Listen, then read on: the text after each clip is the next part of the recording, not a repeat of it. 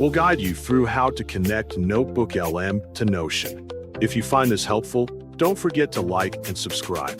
To connect NotebookLM to Notion, you start by opening any browser you prefer and typing NotebookLM into the search bar.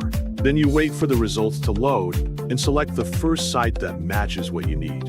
Once you are on the NotebookLM page, you look for the Upload File button, click it, and wait for the file browser to appear so you can pick your data. After the file browser shows up, you search through your folders, find the data you want, select it, and press Open so the file loads properly inside NotebookLM. When the file finishes loading, you create a few questions inside NotebookLM and let the tool generate the answers.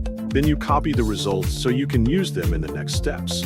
After you finish copying the generated results, you open a new tab and search for NotebookLM to PDF extension.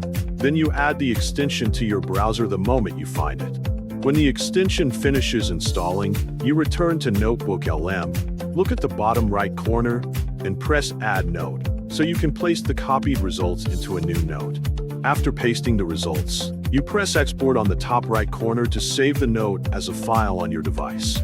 With the exported file ready, you open another new tab inside your browser and search for Notion. Then you select the first site that shows up and wait for it to load.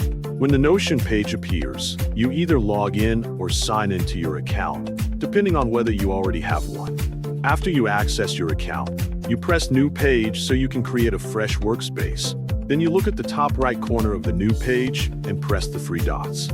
Once the menu opens, you select Import and wait for the file browser to appear once more. When it does, you search for the exported file you saved earlier, select it, and import it into your Notion workspace. After the import finishes, your NotebookLM content appears inside your Notion page as part of the workflow you set up. This final step completes the process and makes sure everything moves smoothly into your Notion workspace properly.